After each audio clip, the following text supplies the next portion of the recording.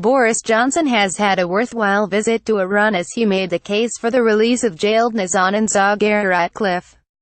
The Foreign Secretary held nearly an hour of talks with Iranian President Hassan Rouhani in Tehran at the end of a three-day tour of the Middle East.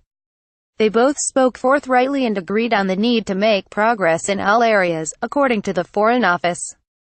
Mrs. ZaghariRatcliffe is serving a 5-year jail term after she was accused of trying to topple the Iranian government. She denies the charges, and says she was in Iran to visit relatives with her daughter when she was arrested in 2013. It remains unclear whether she will return to court later to face more charges. A Foreign Office spokesperson said after meeting Dr. Salehi, head of Iran's Atomic Energy Association, the Foreign Secretary concluded his visit to Iran with a meeting with President Rouhani. Image Nazanin ZaghariRatcliffe and her family. Her husband said a frank conversation was encouraging in both meetings. The Foreign Secretary discussed the range of regional and bilateral issues, including banking matters and our concerns about the consular cases of dual nationals.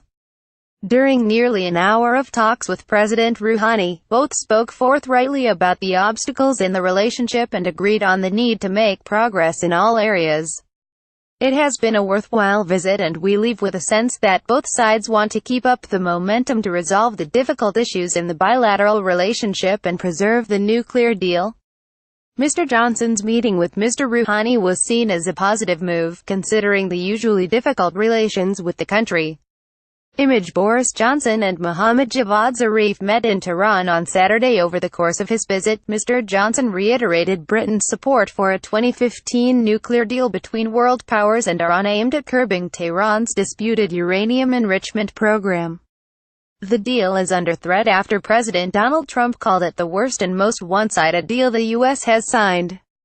On Saturday, Mr. Johnson and his Iranian counterpart, Mohammad Javad Zarif, met for 2 hours, discussing consular cases of dual nationals, though Mrs. ZaghariRatcliffe's case was not mentioned specifically.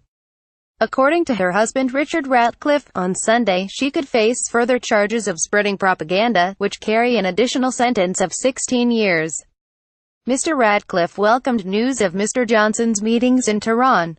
"I'm really pleased that he met with Foreign Minister Zarif, that it lasted for a couple of hours and that it was both frank and constructive," he told Sky News on Saturday. "I think in our case a frank discussion and a constructive one can only be a good thing." More from Nazanin ZaghariRatcliffe. The government is considering repaying around £400 million from a pre-1979 arms deal, but both sides say it is not to do with Mrs. ZaghariRatcliffe. However, the U.S. made a similar payment as Iran released 4 of its citizens in 2016.